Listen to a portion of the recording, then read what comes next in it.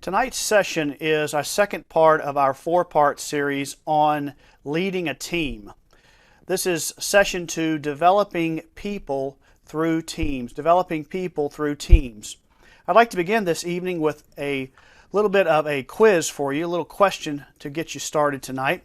And the question is this: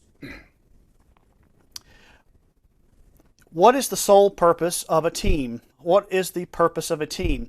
Is the sole purpose of a team just to get things done? Sorry, I had some water before I started tonight, but I'm thirsty again. This is a statement, true or false? The sole purpose of a team is to get things done. Well, that's certainly one of the most important parts of a team, but that is actually not the sole purpose of teams. Teams are to get things done, certainly, but more than just getting things done, teams are God's way of developing us spiritually. So by working in teams and being in teams, we are developed spiritually. So we are trying to do projects and get things accomplished, but we are also trying, as we lead a team, as we use a team and interact with our teams, we're trying to develop our team members spiritually.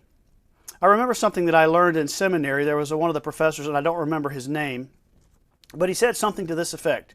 He said, God is not in the business of building great ministries. God is not in the business of building great ministries.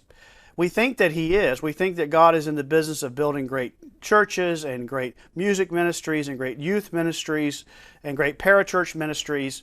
But his point was that God is not in that business first and foremost. God is in the business of building great people. God is in the people building business. And when God develops us as individuals, as people, then we automatically are going to produce important, significant, and if you want to call it great ministries as well.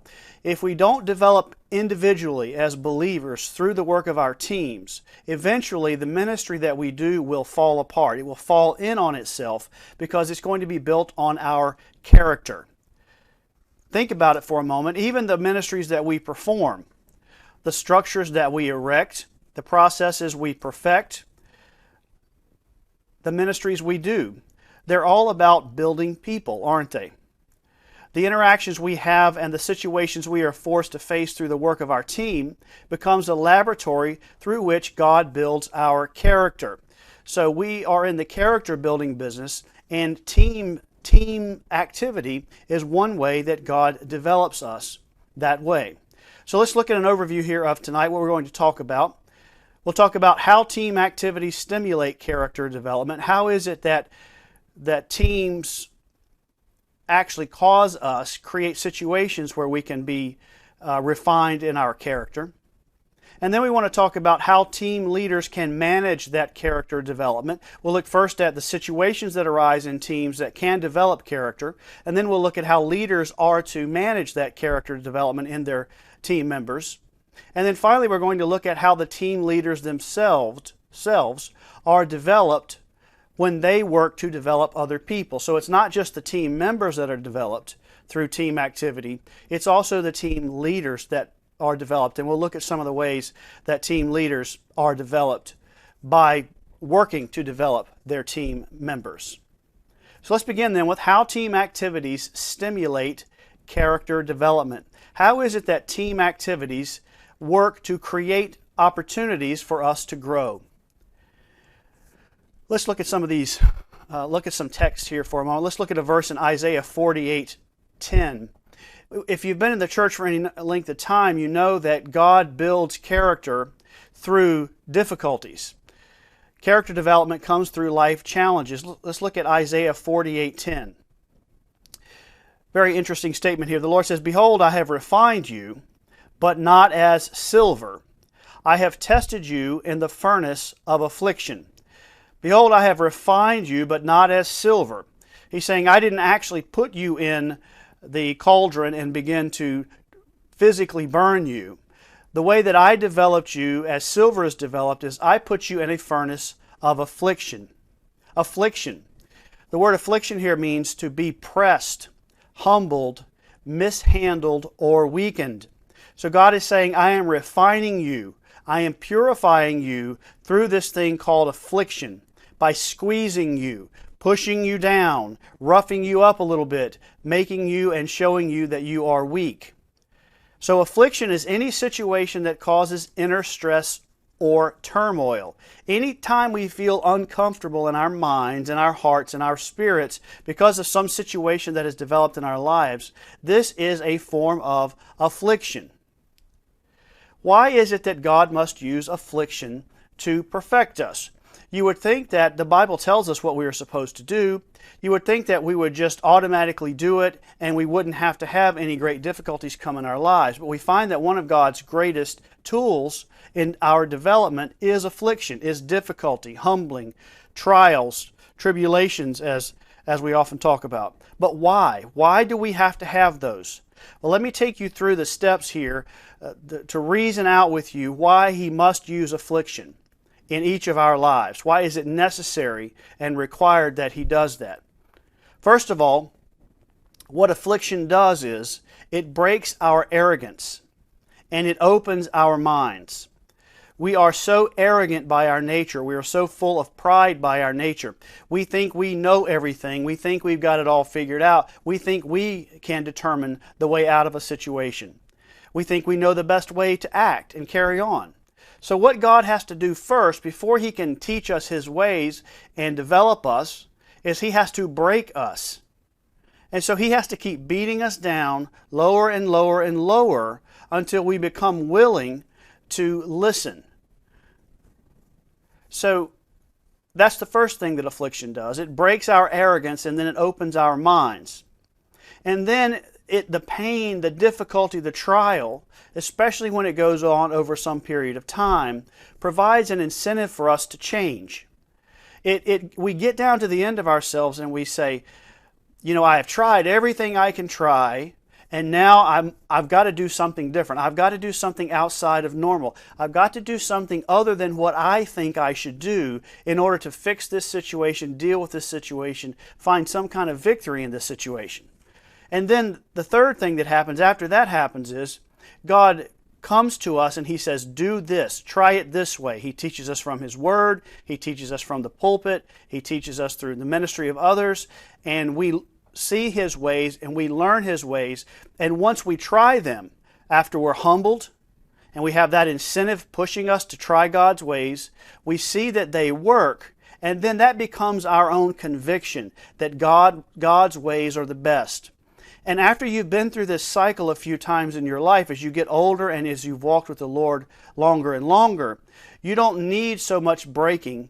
You don't need so much incentive, because you've learned over and over that God's ways are the best ways, so you start to do more of them on your own. There's a verse in Psalm 119. Psalm 119 has a lot of great texts in it about suffering.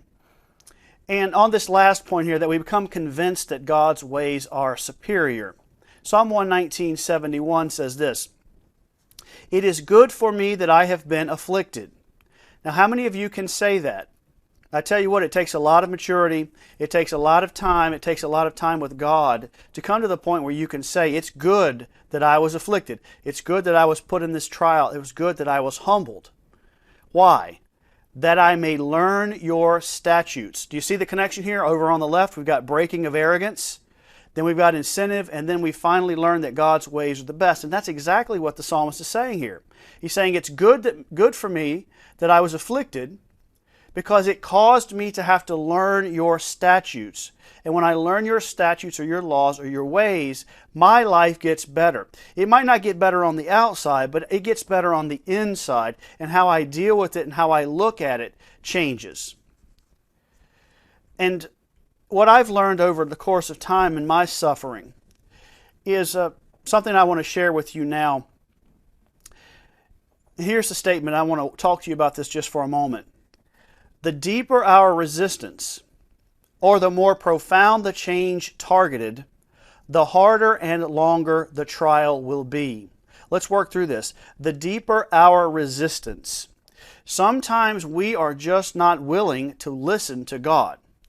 But He is not going to lose with us. He is going to keep pressing us, keep hitting us, keep hammering us until our resistance finally crumbles. or the more profound the change targeted. The more profound the change targeted. What that means is, when you're first walking with God, He is peeling away onion layers in your character. And if you've ever peeled an onion, you realize that the closer you get to the core of the onion, the harder it is to peel those layers away. So in each of us, God has been peeling these layers of character flaws and weakness away from our soul for all these years. But the deeper He's trying to reach and the more profound that change is intended to create, the more difficult and the longer the trial must be for us to get there. One of the hardest things for us to learn as Christians is how to suffer righteously, how to take a beating, take difficult times and difficult situations for many years, remain encouraged, remain fruitful, and become hardened to the attacks of the world, the attacks of Satan, all of those kinds of things. You know, if we're going to be any good to God in this culture, things are going to get worse. Pastor James talked about it today. Things are going to get worse. If we're going to be any good to God in this culture, in making the changes in the churches, standing against Satan, standing against the godless in our nation, we need to become tougher, stronger, more resilient people.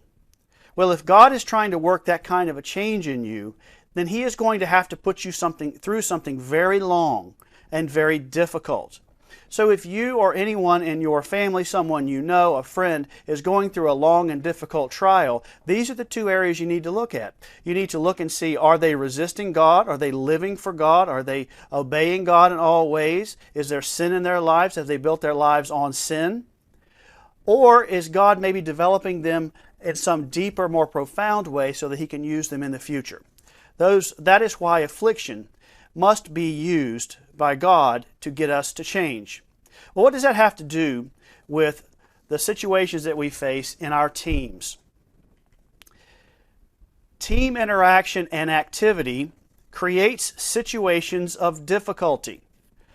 You don't have to go long in your Christian walk to realize that this is true. When we get on a team, the nursery team, the finance team, the building and grounds team, the music team, it doesn't matter. Whenever we get together with other believers and we start to interact, we start to do things, try and accomplish things, change things, move forward. It doesn't take long for those interactions to create situations of difficulty, does it? And those situations, they become minor furnaces. Those difficult situations and experiences that we have in the context of working with others, they become mini furnaces that, if we respond properly to the fire that they create, can create and develop our characters. That is how teams produce the situations for us to learn and to grow. Let me give you some examples of difficulty that team life and team interaction and team activity can produce. Let's look at some of these things. See if you recognize any of these in your own experience. When we're working on our teams in church, we're often going to focus or find difficult personalities, aren't we? People that aren't built like us. They think differently than us, and they rub us the wrong way. And so in our interactions, in our working together, we run into these situations where we meet people that we just, if we're honest, we just can't stand them. But we know that we ought to love them, and we know that we have to learn how to work with them. So that creates these situations where we must be forced to grow. And we'll talk about how we grow here in a moment. But also, when we're working in our teams and dealing with each other, we run into the weaknesses that other people have. Maybe they're just not very good at something. They're not as good at something as we are. Or maybe they're short-tempered. Maybe they get mad quickly, and that creates a difficult situation for us. Or maybe they're not on time, or maybe they're lazy. Maybe they just don't want to do any work. And so once you get on that team and you start working with those people, you realize these weaknesses, and that causes you difficulty. It causes you stress and anxiety. What do I do? How do I respond? In teams interacting with others, we also end up recognizing our own faults. God manifests through that team activity. Maybe He manifests our temper. Maybe He manifests that we think more of ourselves than we ought to. Maybe he manifests that we are not very good at forgiving others, or that we hold others to a standard that we don't hold ourselves to. You see, we start to see a mirror forming in this group activity that makes it difficult for us. We have to face those faults, face those weaknesses, and deal with them. We're challenged in teams also. If you've got a good team leader and even good team members, you're going to be challenged to raise your own performance. That there are going to be other people on that team that are saying, hey, what are we doing here? Let's get this going. Let's get this done. And so maybe you're used to being in a church or in a team or in a committee that basically just laissez-faire, just whatever. We just do whatever we want to do, and no real urgency, no real standard. And then you get on a standard with team with someone who's really about getting things done, and you realize you've got to step it up. So you've got to grow, you've got to perform, you've got to do more. You see, that creates an affliction for you. It creates a difficulty for you. And then teams also create situations where we have to talk to other people. Communicating is so very difficult for human beings. It is hard to talk to people, especially when you get into a situation where you're angry, where something goes wrong. Any of these. You've got a difficult personality, someone has a weakness, you see your own fault. All of these situations, you have to learn to talk to people. When someone offends you, you have to learn how to express that to them in a loving, patient, and understanding way. When someone has made you mad, you have to give them the chance to tell you what they were thinking and why they did that. It is so incredibly difficult to do that. So you can see here that team activity produces those afflictions that Isaiah talked about. Behold, I have refined you in the furnace of affliction. All of these ways here are little furnaces of affliction that provide us with the opportunity to grow. So let's move now and let's talk about how team leaders, the whole concept of this series is to talk about leading a team. So we've established that team activity and interaction creates these many furnaces that can develop our character. So if you are then a team leader, how do you manage this development of character when these things come up? Let's talk about this. Team leadership. If you're a leader of a team, you are an unofficial pastor to that team. Now, I don't mean that you're an elder, and that doesn't elevate you to the position of elder, pastor, overseer. But in a small way, in an unofficial capacity, you are like a pastor to that team. You are shepherding those team members.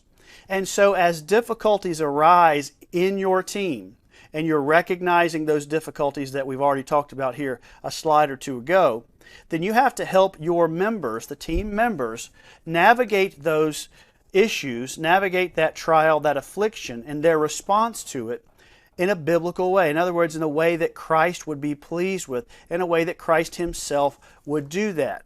So that's sort of how you need to look at yourself if you are a team leader. So let me give you the two things that a team leader must do in order to shepherd his or her people through these trials and afflictions so that they are challenged to grow in their character. The first is a team leader must recognize the growth situations as they arise. You have to recognize the situation when it presents itself. Problems, complaints, failures, conflict, and any other negative development in group life should not be viewed as unwanted intruders into the ministry. They should be seen as they truly are from God's perspective. Expected opportunities to develop individual disciples. For example, a team member who is constantly late. What opportunity for growth does that team member have? Spiritual growth. Well, that team member has an opportunity to grow in promise keeping because that team member agreed to be there at a certain time and to participate in the activities of the team in a responsible way. Therefore, they must be there. That's a promise. But if I'm tardy, if I'm always late, the opportunity to grow is in promise keeping. Or what if I have a couple of team members who have a tiff? They have a conflict. They come to church one day and something happens and they kind of go at it with one another. They lose their tempers and kind of fly off the handle at one another. Well, what opportunities does that situation create for those team members to grow? Well, it provides an opportunity to love our enemies, doesn't it? Because we're looking at that person, obviously, at that moment, as an enemy. So Jesus said to love your enemies, do good to those who despitefully treat you. So we have an opportunity to do that, don't we? What about the opportunity to communicate and listen? If there's a fight going on between two members in the church, somebody's not listening, and somebody's not talking, somebody's not communicating. We have a major communication breakdown. So much of the time when we have conflicts in the church and people start arguing, when you get it all worked out, what you're going to find is both of the parties jump to conclusions. They didn't listen, they didn't actually find out what was going on. They got in the flesh, they got angry, and they started plugging their ears. And they didn't care what the other person said, and they really don't care what is the truth. They only want to win now. And that's in the flesh, brothers and sisters, and that is a very dangerous place to be. But it gives you an opportunity to communicate. It gives you an opportunity to go to an offender and discuss a fault, doesn't it?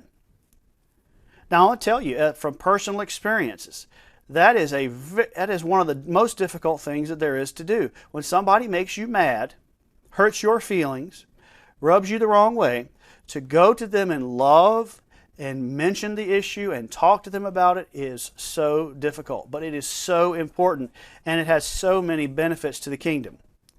And then it gives you the chance to seek and grant forgiveness. So you see all of these things that can be learned from conflict. What if you get a call from a team member, somebody calls you, you're the team leader, and they call you on the phone, and they're sharing a complaint about some other team member? What opportunities are presented there? Now that happens a lot. We call and vent. It presents an opportunity not to grow in not assuming evil, right? Not assuming evil of the other party's motives, but that's what we do. We assume that that person's done something wrong, but we can learn from that. It presents us an opportunity to recognize our own personal pride. We can reflect and see that we're the ones that have the pride here. It presents an opportunity for us to pray for others, and it presents an opportunity for us to control our own gossip. You see, so there are all of these opportunities to grow here in these team situations that come up. A team leader then must change his perspective. This is very important. A team leader must change his perspective and begin to expect and welcome these growth opportunities. Yes, welcome someone showing up on time, late. Welcome someone having a conflict. Welcome someone gossiping. Not because it in and of itself is good, because it was already there anyway, and God is simply manifesting it through the interaction on the team and giving you an opportunity as a leader to do something about it. We need to begin to expect and welcome these growth opportunities instead of dreading and avoiding them. So the first thing a leader must do is recognize the growth situations as they arise. Now, what's the second thing? Well, the second thing, we're going to get to that in just a moment. The second thing is we have to act on it. But I want to present here, I want to slip in between these 2 points. I want to slip in something that every leader, team or pastor or otherwise, needs to know.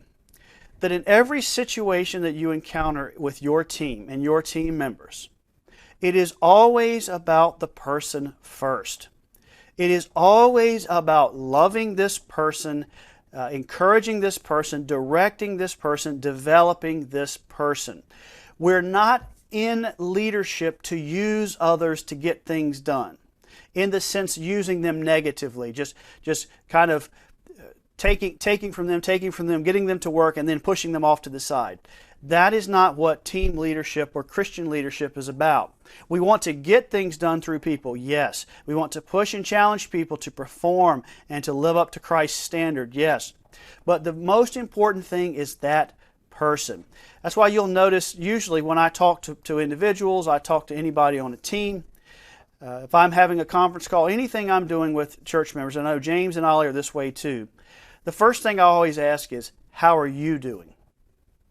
Or I try to get to that. How are you doing? Tell me about your life. Tell me about how you're feeling. Are you encouraged? Are you discouraged? How do you feel?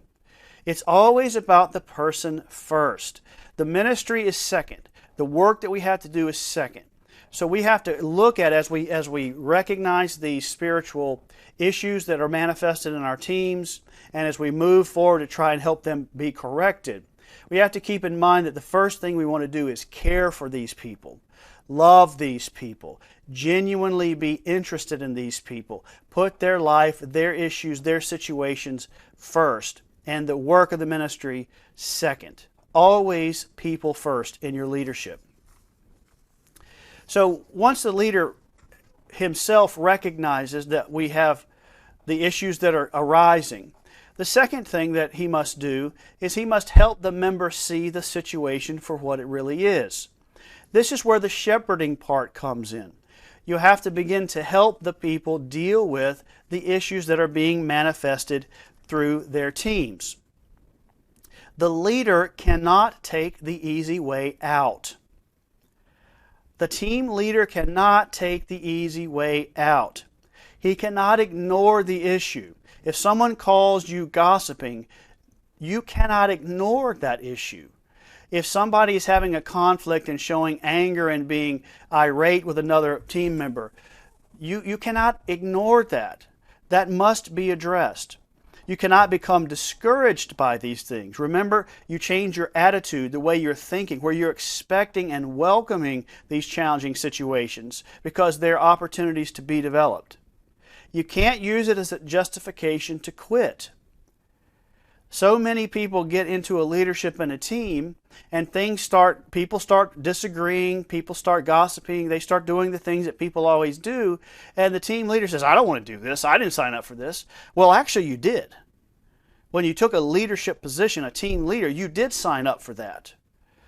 And what does it reveal about your character that you want to quit so easily? We'll talk about that here in a moment, how it develops the leaders. And you can't pass the buck to someone else. You can't push it off on pastor, deal with this. Now there are times when pastors need to be involved, no question about it. But in the day-to-day working of our teams, we have to begin to do that shepherding work ourselves. Having recognized the issue, the leader must engage the team member with the truth of what he sees with his spiritual insight. So we have to start talking to them about what we are seeing.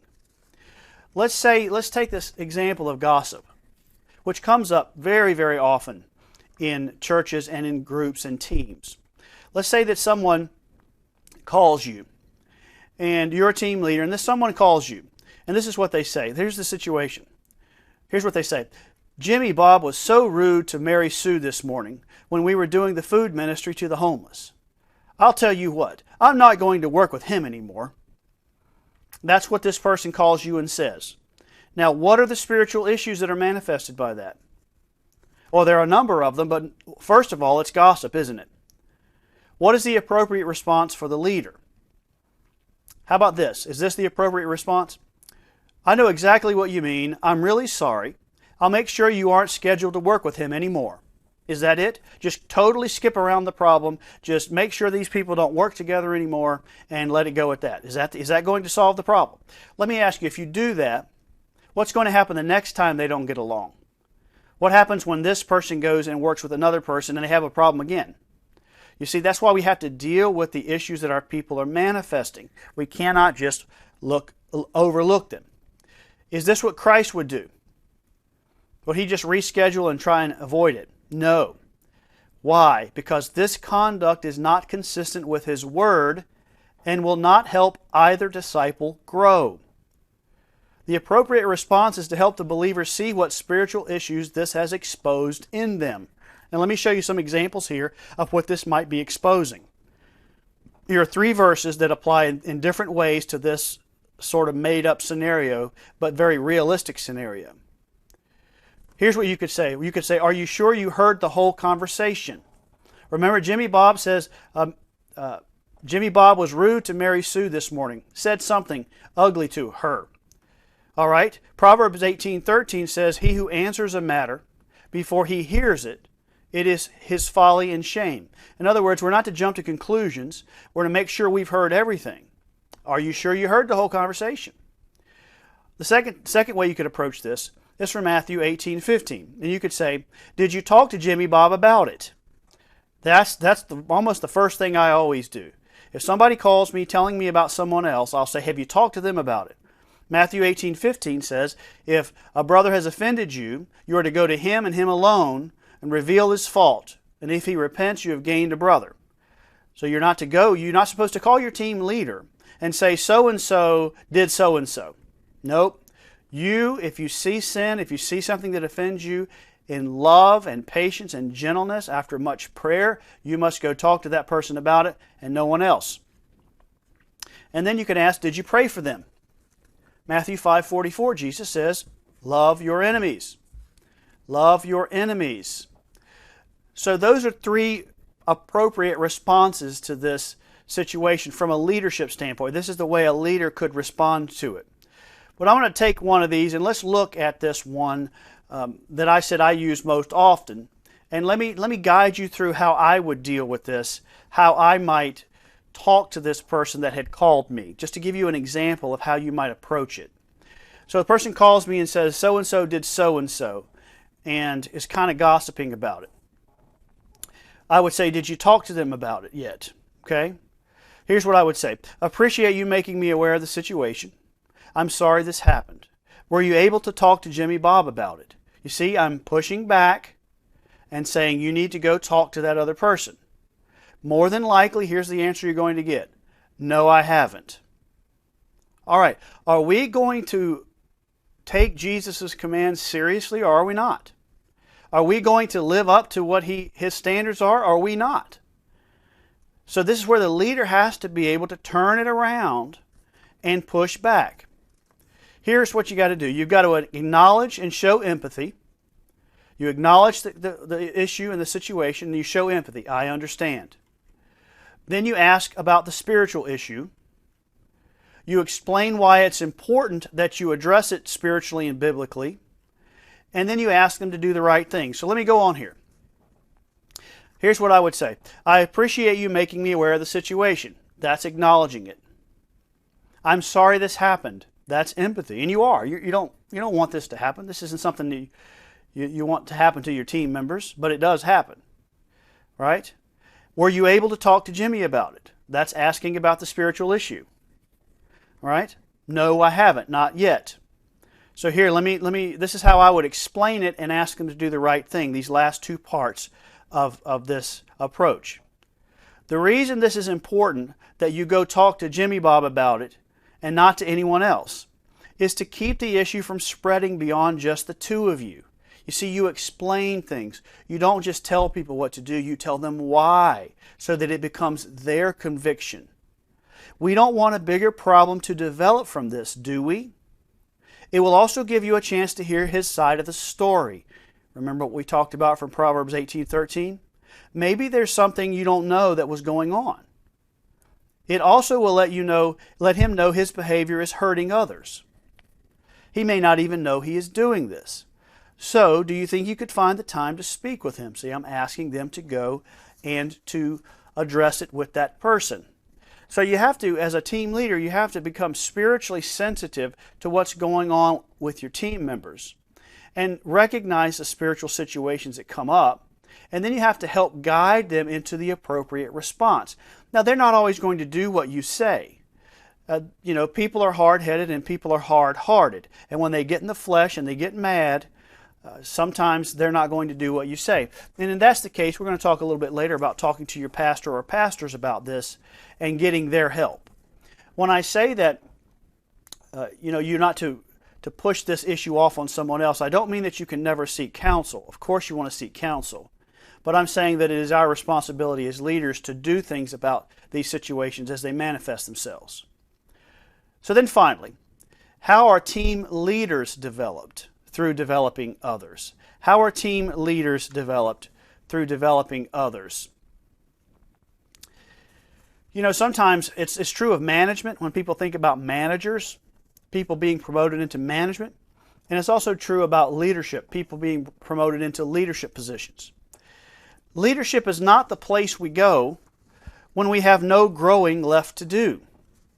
In other words, just because your pastors think you're worthy to become a team leader, that doesn't mean that they believe or that it is even true, in fact, that you have no growing left to do. Leadership is not a call to stop growing.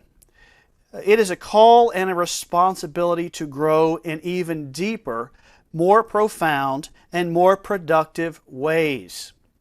You are going to be challenged to grow so much as a team leader, because not only do you have to practice good spiritual character, you also have to grow to the place where you can help influence others to develop their own character. And it is very difficult. It requires a tremendous amount of growth on the part of the leader. Team activity and interaction not only challenges the team member to grow, it also challenges the leader. Let's go back to this gossip situation here and let's just continue to build on this example. What growth is required for this team leader to execute on what I talked about just a moment ago? To recognize the spiritual issues, not to quit or pass the buck to someone else, to bring it up with that member and team member and help them see and motivate them and move them towards doing the right thing. What growth is required there? Well, hopefully you can see there's a tremendous amount of growth that's required to do that. So let's look at some examples of this. Scriptural knowledge. How is it that this leader is going to recognize these issues if he or she does not know God's Word? So a leader is going to be challenged to grow in their knowledge and application of God's Word in order to help other people recognize and do the biblical, the right, the Christ-like thing. Do you see that?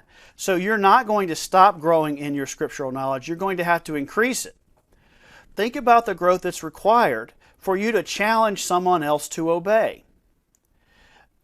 How hard must it be to say, hey brother, I appreciate you calling me. Have you talked to that other person yet? No. Well, right there, it's going to be really hard to take that next step and say, brother, the Word says that we are to go to others when they offend us. And it's important because of this and this and this and this. When can you go talk to them? That's the right thing to do. You see, that takes a lot of courage. It takes a lot of prayer. It takes a lot of growth. Empathy and concern.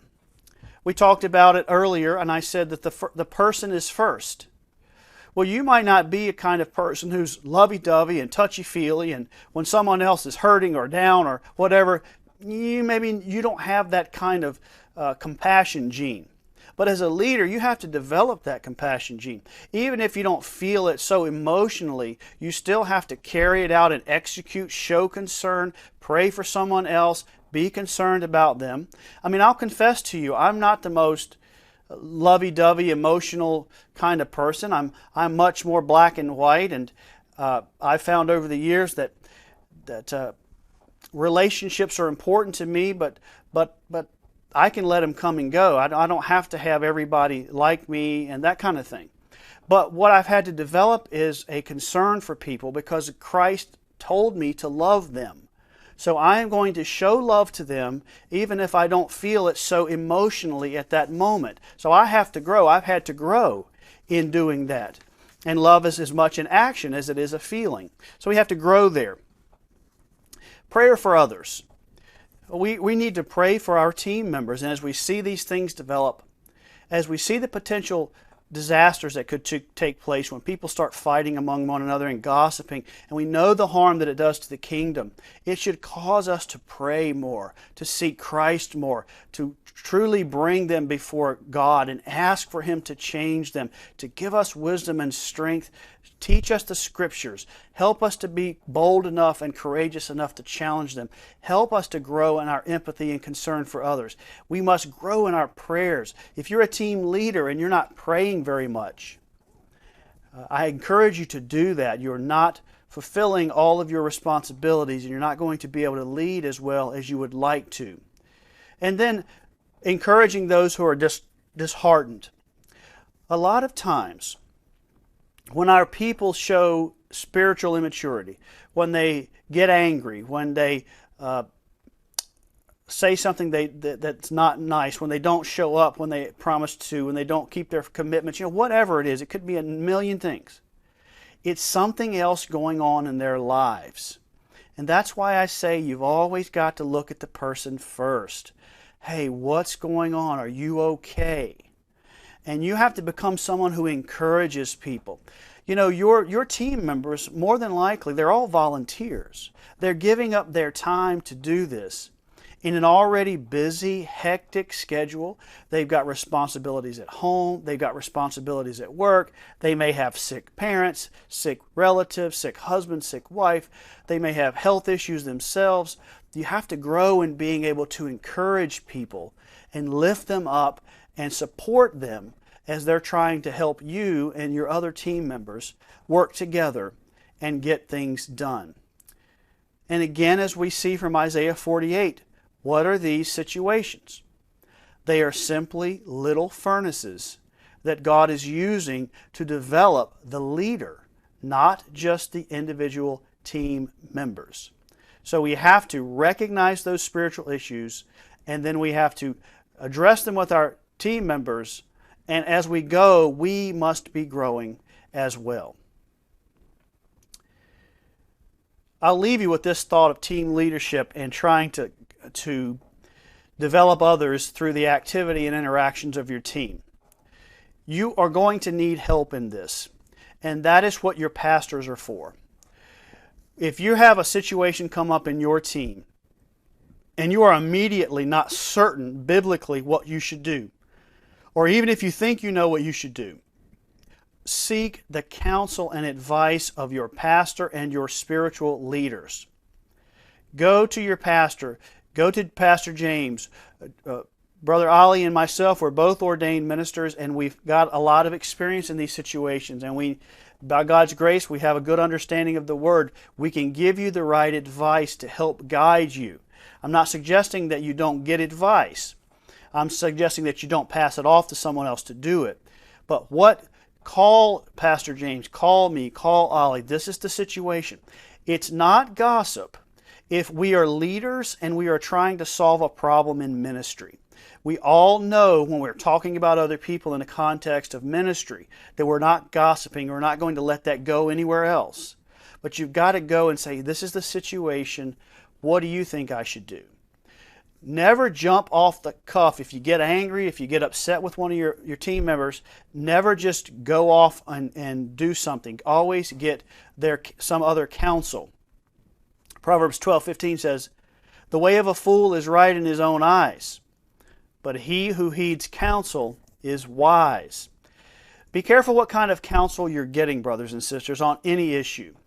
If somebody's telling you what you want to hear, that's probably not the advice you need. If somebody's encouraging you in your flesh to continue in a conflict, to continue in an issue, continue down the wrong path, don't listen to that counsel. Go to people that you know are going to tell you what you don't want to hear. That's where you need to be getting your counsel. And as a team leader, seek the advice of your pastor and your spiritual leaders so that you can grow by their discipleship of you as you engage in team leadership.